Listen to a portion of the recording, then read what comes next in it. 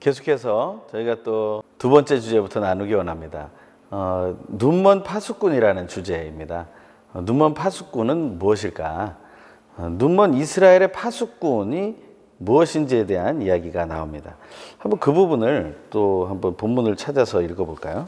170페이지입니다. 170페이지에 보시면 10절의 말씀인데요. 이스라엘의 파수꾼은 모두 눈이 멀었고 하나도 알아차리지도 못하는구나. 그들은 모조리 짖지도 못하는 벙어리 개들이구나. 기껏 드러누워 꿈이나 꾸고 나른하게 잠만 자는 것만 좋아하는구나. 게다가 그 개들은 식욕까지 왕성해서 도대체 만족할 줄 모르는구나.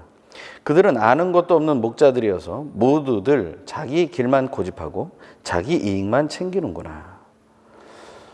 그들의 모습이 너무나 힘들죠. 어렵고. 이런 사람과 함께 일한다면 어떨까요? 굉장히 힘들 겁니다. 하지만 그들이 또 이런 얘기를 합니다. 12절. 오라, 우리가 포도주를 내올 테니 독한 술로 취하도록 마시자. 내일도 오늘처럼 마시자. 아니, 더 마시자. 한번 자기의 삶이 이런 떨어지는 삶, 또 하나님과 멀어지는 삶, 게으르고 또한 교만해지고 하나님을 두려워하지 않는 삶, 이런 곳으로 가고 있지 않은지 한번 우리가 살펴보기를 원합니다. 눈먼 이스라엘의 파수꾼, 이스라엘의 파수꾼이면 눈을 뜨고 있어야겠죠. 그들은 원래 워치맨 아닙니까? 바라보는 사람들. 이 바라보는 사람들이 눈이 멀었으니 어떻게 그 기능을 하겠습니까? 그것에 대한 교재에는 이렇게 써 있죠. 그 자료에도 보시고 교재를 보시면 남유다 정치 종교 지도자들의 영적 나태함, 방종, 탐욕이다라는 거예요.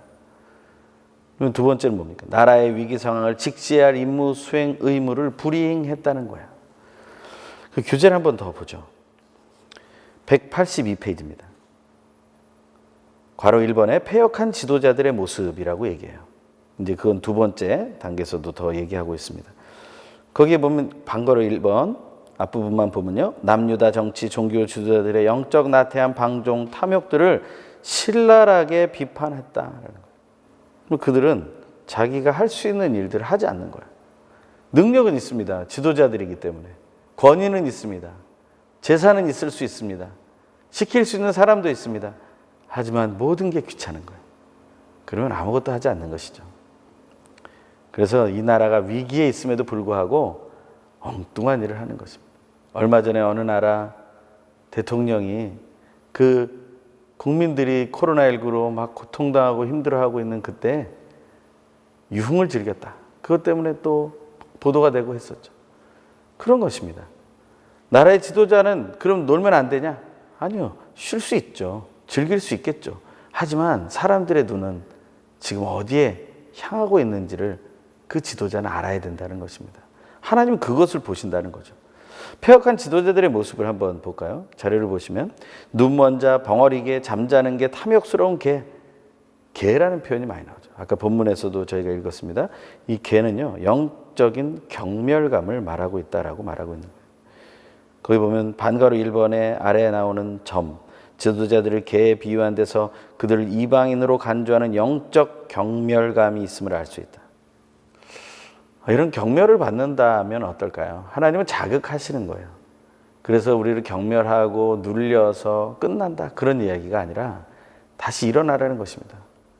네가 지금 그러고 있을 때가 아니다. 가만히 있으면 안 된다. 일어나야 된다. 말씀하시는 것이죠. 두 번째는 무능하고 부패의 영적 무지에 빠진 모습이에요. 무능하고 부패해서 영적 무지에 빠져버렸어요. 영적인 그러면 지혜를 가진다는 것은 무엇입니까? 그것은 깨어있다라는 거예요. 사도 바울도 로마서에서 얘기하죠. 자다가 이제 깰 때가 되었다. 밤이 깊고 낮이 가까웠으니 이제는 깨어나서 영적인 깨어남을 경험해야죠. 그것이 우리에게 필요한 것입니다. 왜냐하면 영적 무지는 바로 우리의 삶의 무능으로 이어지기 때문이죠. 삶의 무능으로 이어지기 때문에. 그것을 한번 저희가 살펴보죠. 반괄호 2번입니다. 182페이지. 특히 10절에 파수꾼이라는 단어를 고려할 때 지도자들이 나라의 위기 상황을 바로 직시하는 임무를 수행해야 했음에도 불구하고 영적 무지에 빠져 보지 못하고 듣지 못하고 있음을 질책하고 있는 것이다. 그것은 무엇을 얘기합니까? 그것은 이는 지도자들이 백성을 올바르게 인도하지 못하고 있음을 암시하며 당시 남유다 사회 전반에 걸친 심각한 영적 부패를 엿볼 수 있게 해준다. 하나님의 파수꾼, 워치맨, 바라봐야 되는 사람이죠. 눈을 뜨고 바라봐야 하는 사람이 지금 그것을 포기하고 있다라는 거예요. 세 번째는 탐욕과 타락에 빠져 사리사욕을 취하는 모습이 패역한 지도자들의 모습이죠. 거기에 대해서 뭐라고 나옵니까? 괄호 2번, 영적으로 부패한 지도자들의 고발해 보면 반괄호 1번입니다. 파수꾼이라는 임무의 태만함을 넘어 자기 탐욕과 타락에 빠져있는 지도자들을 다시 한번 개에 비유하고 있으며 더 나아가 사리사욕에 빠진 목자와 같다고 고발하고 있어요. 요한복음 10장에서는 그를 싹꾼이라고 얘기하죠. 선한 목자가 아닙니다. 싹꾼이에요. 자기가 받는 만큼도 못하는 것입니다. 자기가 대가를 받았으면 그만큼은 해야죠. 그런데 그렇게 하지도 못하는 거예요. 하나님 앞에서 내 사리사욕을 채우고자 하는 그러한 욕심은 버려야 됩니다. 오히려 날마다 묵상하는 것은 일용할 양식을 주신 하나님을 묵상하는 것이죠. 나에게는 하루 먹을 이상의 양식이 있다는 것. 그것이 저에게는 만족도 되지만 그 이상의 양식이 있다는 부끄러움도 있다는 것을 말씀을 나누고 싶습니다.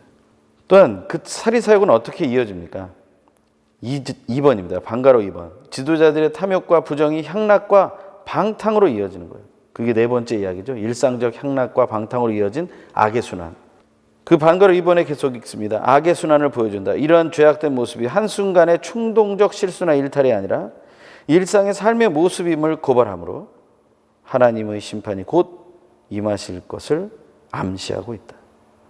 9절에서 나오는 들짐승과 숲속의 짐승들은 앞으로 이스라엘을 패망하게 할 주변 강대국들, 특히 바벨론 제국을 지칭한 것이다. 질문 4번을 한번 읽어보죠. 물질에 대한 탐심, 세상 가치에 대한 탐욕, 쾌락 추구, 육적 향락과 방탕에서 얼마나 자유한가요? 만약 자유하지 못한 부분이 있다면 어떻게 조치 결단하겠습니까? 예수를 믿고 따르면서도 내 욕심과 욕정, 돈에 대한 탐욕, 내가 더 많은 것을 소유하고 더 좋은 것을 가지고도 하는 욕구, 그런 것들을 버릴 수 없다면 우리는 정말 하나님을 두려워하고 있는 것일까 하는 생각을 해보게 됩니다. 우리는 계속해서 올바른 사람과 악인에 대한 이야기를 하고자 합니다. 죄악이 관영한 이스라엘의 현상에 대한 이야기를 합니다. 오늘 본문에도 나오는데요. 저희가 본문을 또 한번 살펴보면 좋겠습니다. 171페이지입니다. 57장 1절부터 2절입니다. 올바른 사람이 죽어도 아무도 마음에 두는 사람이 없고 경건한 사람이 사라져도 아무도 알아채는 사람이 없다. 사실 올바른 사람이 사라지는 것은 재앙을 떠나 평화를 누리러 가는 것이다. 올곧게 사는 사람은 자기 침상에 누워서 편히 쉴 것이다. 악인에게는 평화가 없지만 의로운 사람, 경건한 사람에게는 평화와 안식이 있어요. 하나님은 그렇게 얘기합니다. 사람들은 그들이 고통당하다 인생을 누리지도 못하다가 떠났구나, 안타깝다, 비웃을지 모릅니다. 하지만 올바르고 경건한 사람은 세상이 줄 수 없는 평안을 얻은 거예요. 그리고 하나님이 주시는 안식 속으로 들어간 거죠. 그것은 영원한 잠에 빠진 것이 아닙니다. 다시 깨어날 잠이죠. 부활의 나를 맞이할 준비를 하는 평안한 잠. 그것이 올바른 사람에게 주어진 복이죠. 죄악이 관영하는 이스라엘의 현상에 대한 부분을 한번 살펴보죠. 교재 183페이지입니다. 괄호 1번에 보면 죄악의 관영함과 우상숭배라는 말이 나오는데요. 총체적인 타락과 부패에 빠져있는 이스라엘의 사회윤리적 죄악 중에 이사야가 제일 먼저 특히 주목하는 것은 그들 중에 의인들 혹은 자비한 자들이 죽거나 희생되어도 아무런 관심을 갖고 있지 않다라는 사실이에요. 코로나19 사건이 터졌을 때 그것을 처음 공표했던 그 중국인 의사가 죽음을 맞이한 사건이 있었습니다. 그때 많은 사람이 애도했죠. 사실 그가 그것을 드러내지 않았었다면 사람들은 그것이 무엇인지도 모르고 그냥 당했을 것입니다. 사람들은 큰 일이 벌어졌는데도 숨기기에 바쁩니다. 그것이 우리의 모습이고 그것이 우리의 연약함인 것이죠.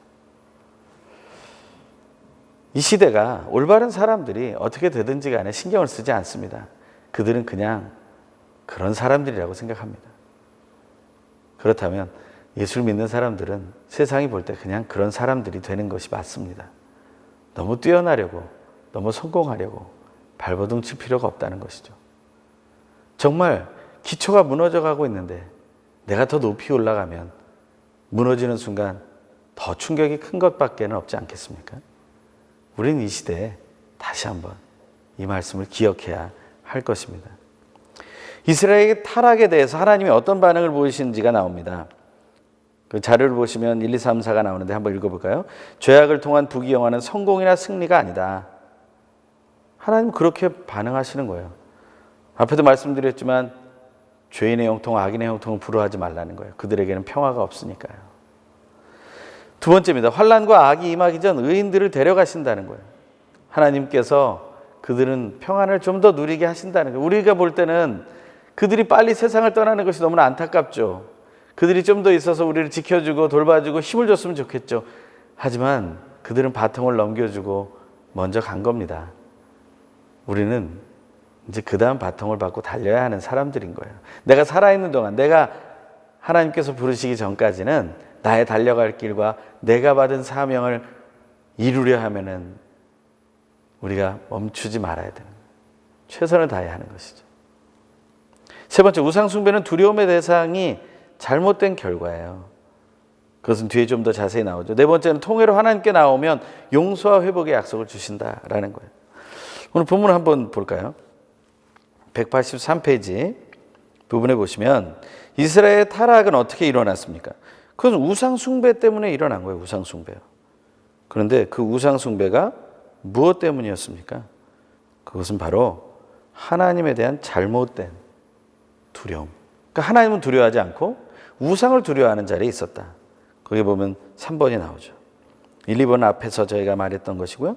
3번 얘기를 한번 보겠습니다.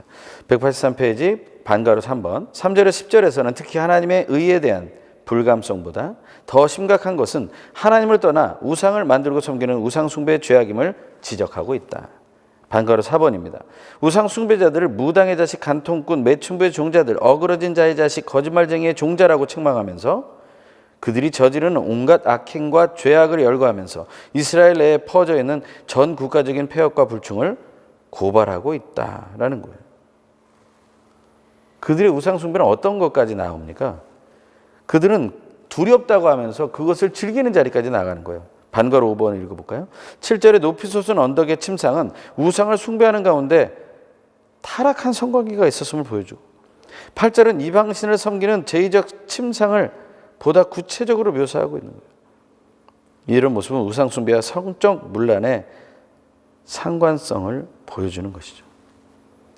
이단 교주들 중에는 성적인 문란함이 있는 경우가 많았습니다. 항상 그것이 문제가 되었죠. 바른 종교 지도자로, 바른 목회자로, 바른 교회 리더로 세워지지 못하는 경우에 대부분 성적인 문란함이 들어가게 됩니다. 그들은 자기의 유익을 위해서 그러한 일을 하는 것이죠. 두렵다고 하면서 쾌락으로 나아가는 것입니다. 하지만 하나님이 원하시는 것은 무엇이에요? 그것은요, 돌아오기를 원하시는 것이죠. 한번 저희가 살펴보죠. 184페이지입니다. 괄호 2번에 이스라엘을 향한 하나님의 경고가 나옵니다.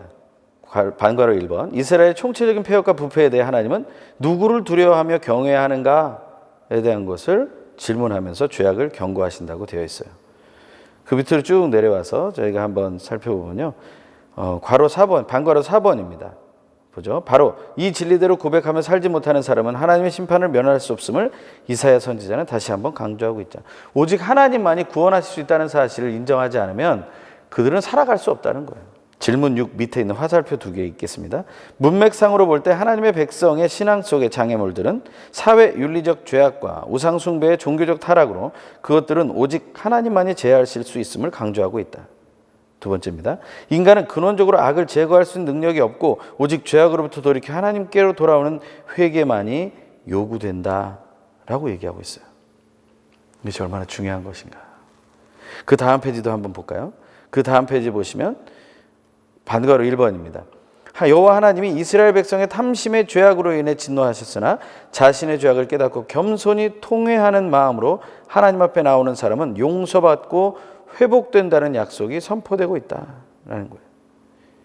그 아래 두 번째 점을 보면 탐심의 죄는 바로 그 아랫줄에 영적 타락과 부패의 근원이 되는 것이죠. 이것을 우리는 통해야 되는 겁니다. 하나님 앞에 슬퍼하면서 다시 이 죄악을 내놔야 돼요. 내 탐심부터. 10계명의 마지막이 뭡니까? 10번째 계명. 탐하지 말라. 이웃의 아내를, 이웃의 물건들을 탐하지 마라. 탐심을 통해야 됩니다. 그러면서 결국 57장 마지막에 얘기하죠. 악인들에게는 평화가 없다고요. 왜요? 그 탐심이 계속해서 자기를 이끌고 있기 때문에, 만족할 수 없기 때문에 터져버리는 것이죠. 예전에 이런 얘기를 들은 적이 있습니다. 거머리는 피를 빨아먹을 때 그 빨아먹는 양이 아무리 많이 먹어도 만족을 못하기 때문에 그 빨아먹을 양이 큰 대상에 거머리가 붙어 있으면요, 거머리가 먹다가 터져 죽는다는 거예요. 그러한 일이 있다는 사실입니다. 우리는 그 다음의 이야기를 보기 원합니다. 한번 58장에서 저희가 한번 나눴던 이야기인데요. 내가 받고 싶은 금식, 하나님 받고 싶어 하시는 금식이 무엇인가? 그것은 바로 1번, 하나님이 기꺼이 받으시는 참된 금식은 무엇인가? 거기 보니까 약자에 대한 압력과 핍박을 멈추고 자유를 주는 것이에요. 가난하고 헐벗고 줄인 자들을 보살피고 돕는 것입니다. 거기에 대한 부분도 저희가 한번 읽어봤으면 좋겠습니다. 58장 부분입니다. 174페이지. 내가 받고 6절입니다. 내가 받고 싶은 금식은 이런 것들이 아니냐. 부당하게 묶인 사슬을 끌어주고 멍에의 줄을 풀어주는 것. 압제받는 사람을 자유롭게 놓아주고 모든 멍에를 부숴버리는 것이 아니냐. 너희가 굶주린 사람에게 먹을 것을 나눠주고 가난한 노숙자를 집에 맞아들이는 것이 아니냐. 헐벗은 사람을 보면 옷을 입혀주고 내 혈육을 못 본 채 하지 않는 것이 아니냐. 그렇게만 하면 내 빛이 새벽 동력처럼 터져 나올 것이고 내 상처는 빨리 아물 것이다. 그리고 내 울음을 밝혀주실 분이 내 앞에 가시고 여호와 영광이 내 뒤에서 보살펴 주실 것이다. 그때야 비로소 내가 부르면 여호와께서 대답하실 것이다. 내가 도와달라고 외치면 그는 내가 여기 있다 하고 말씀하실 것이다. 내가 너희 가운데서 억누르는 멍에와 손가락질과 못된 말을 없애버린다면, 내가 굶주린 사람에게 열정을 쏟고 괴롭힘 당하는 사람의 소원을 들어준다면 내 빛이 어둠 가운데서 떠올라서 내 어둠이 대낮처럼 밝아질 것이다. 여호와께서 너를 언제나 이끄시고 땡볕이 내리쬐는 마른 땅에서도 배불리시며 내 뼈를 단단하게 하실 것이다. 너는 마치 물된 동산 같고 물이 끊어지지 않는 샘 같을 것이다. 내 자녀들이 예표를 재건하고 대대로 버려진 기초를 세울 것이다. 사람들이 너를 부서진 성벽을 다시 세우는 사람, 거리를 사람 살도록 만든 장본인이라고 부를 것이다. 아멘. 우리는 이 말씀을 기쁘게 받아들이기 원합니다. 그것이 바로 하나님의 백성의 진정한 모습이에요. 오늘 교재 186페이지, 187페이지 두 페이지에 보면 하나님의 백성의 진정한 모습이 나오죠. 네 가지로 나옵니다. 첫 번째 뭐죠? 가식과 외식으로의 종교적 형식적 금식은 멈추라는 거예요. 그 1절부터 5절 사이에 그 말씀이 나오죠. 세상적인 가치관과 세계관을 향한 영적인 금식이 필요하다는 거예요. 우리가 가지고 있는 가치관들 다 내려놓아야 한다는 거예요. 좀 전에 읽은 말씀에서 참된 금식, 하나님이 기뻐하시는 금식이 뭐예요? 노숙자를 자기 집에 들이라는 거예요. 그것이 가능할까요? 그러한 분들을 본 적이 있습니다. 그분을 볼 때마다, 생각할 때마다 부끄러움이 앞서죠. 저는 그렇게 못합니다. 하나님이 기뻐하시는 금식이 무엇일까? 그것은 하나님께로 돌아가는 겁니다. 내 가치관과 세계관이 바뀌어져야 돼요. 그것을 위해서 영적인 금식이 시작돼야 됩니다. 세 번째는 하나님과의 온전한 관계 회복을 누리는 거예요. 하나님과의 온전한 관계 회복을 누리지 못하면 우리는 모든 것을 놓치게 된다는 것입니다. 네 번째는 뭡니까? 종교 혼합주의를 제거하고 하나님만 예배하는 것이죠. 그 부분을 읽어볼까요? 187페이지 반가로 2번입니다. 거룩한 삶을 유지하기 위해서는 하나님을 향한 참된 예배가 회복돼야 하며, 참된 예배는 바로 안식일을 거룩히 지키는 것에서 시작된다는 사실을 강조하고 있다. 종교 혼합주의, 우상숭배를 제거하고 하나님만을 경배하는 예배 회복만이 신앙 회복의 첫걸음이 되는 진리라고 알려준다. 안식일이 기쁜 날이요 귀한 날이 되는 바로 그 신앙이 하나님을 향한 본질적 믿음의 척도가 된다고 역설하고 있다. 우리는 금식을 통해서 하나님께 온전히 예배하는 믿음을 회복하게 됩니다. 마지막 주제입니다. 5번째 주제인데요. 하나님의 구속 언약이라는 주제입니다. 먼저 자료를 한번 보죠. 하나님과의 관계를 가로막고 있는 것들이 있습니다. 그것이 무엇입니까? 바로 그것이 우리의 죄악이 우리와 우리 하나님 사이를 갈라놓았다는 거예요. 우리의 잘못이 하나님의 얼굴을 가렸다는 것입니다. 이 이야기를 한번 살펴볼까요? 저희가 오늘 또 본문 한번 또 읽어보죠. 175페이지입니다. 보라, 여호와의 손이 너무 짧아서 구원하지 못하시는 것이 아니다. 귀가 너무 어두워서 듣지 못하시는 것이 아니다. 다만 너희의 죄악이 너희와 너희 하나님 사이를 갈라놓았을 뿐이다. 너희의 잘못이 하나님의 얼굴을 가렸기 때문에 하나님께서 너희의 말을 듣지 않으실 뿐이다. 너희의 손바닥은 피로 더럽혀졌고 너희의 손가락은 죄악으로 물들었구나. 너희의 입술은 거짓말을 하고 너희의 혀는 못된 말을 주절거리는구나. 이 죄악이 우리의 일을 총체적으로 악하게 만든다는 것입니다. 하나님은 그것을 불쌍히 여기시는 거죠. 하나님과의 관계를 멀게 하는 것은 죄의 특성입니다. 죄라는 한자를 어떤 사람이 상형문자처럼 다시 풀어냈는데요. 등지고 있는 두 사람을 말했습니다. 등지고 있는 두 사람이 마주보지 않는 모습이 바로 죄라고요. 그것이 하나님과 우리의 사이를 갈라놓았고, 또한 믿는 사람들, 또 믿지 않는 사람과의 관계를 갈라놓았고, 자연과의 관계를 갈라놓았던 것이죠. 하지만 그런 상황 속에서도 하나님은 공의를 세워 성취하겠다는 구속 언약을 선포하십니다. 자료를 보면서 한번 먼저 읽어볼까요? 1번, 총체적 죄악에 대해 하나님이 친히 역사하신다. 두 번째, 하나님의 영을 부어주시고 영원히 함께 하신다. 세 번째, 성령과 말씀, 하나님의 구원의 보증이 된다라는 거예요. 거기에 성경 구절이 나오죠. 이사야 59장 21절을 같이 한번 읽어볼까요? 시작. 내 위에 있는 내 영과 내가 내 입에 담은 내 말은 지금부터 영원히 내 입과 내 자손의 입과 내 자손의 자손의 입에서 떠나지 않을 것이다. 아멘. 오늘 본문 한번 또 살펴보죠. 189페이지입니다.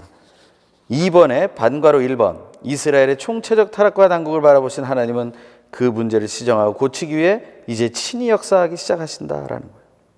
반괄호 2번의 마지막을 볼까요? 특히 하나님은 죄악을 떠나 회개하는 자에게 구속자를 보내 구원을 이루시는 가운데 하나님의 영을 부어주시고 영원히 함께 하실 것을 약속하신다. 마지막 페이지입니다. 190페이지 반괄호 3번. 이 문맥에서 특히 주목해야 할 것은 21절에 기록된 하나님의 언약에 대한 설명이다. 이는 성령과 말씀이 하나님이 이루시는 구원의 보증이 되어 하나님의 백성과 영원히 함께할 것을 약속한 것이다. 이 약속은 오순절 성령 강림 사건과 신구약 66권의 성경이 교회 정경으로 인정되고 계승됨으로 성취되었다. 그래서 무엇을 얘기해요? 성령 충만은 곧 말씀 충만이다. 우리는 하나님의 구속 역사를 체험하기 위해서 하나님의 말씀을 믿어야 하고 성령 하나님으로 충만해야 합니다. 종된 모습, 그 언약을 붙들고 나아가는 그 종된 모습을 회복하는 우리의 삶이 되기를 소망합니다. 기도하겠습니다. 하나님, 말씀과 성령 안에서 바로 세워진 하나님의 종, 악인의 형통을 부러워하지 않고 올바르고 경건하며 자비를 베풀며 내 삶이 좀 힘들고 어렵고 내 인생이 빨리 맞춰진다 할지라도 하나님 안에서의 평안을 바라보며 기뻐하는 삶이 나의 삶, 우리의 삶이 되게 하여 주시옵소서. 우리의 본이 되신 예수 그리스도의 이름으로 간절히 기도합니다. 아멘. 오늘도 수고 많으셨습니다. 다음 주에 또 저희가 만나서 귀한 말씀 나누도록 하겠습니다. 감사합니다.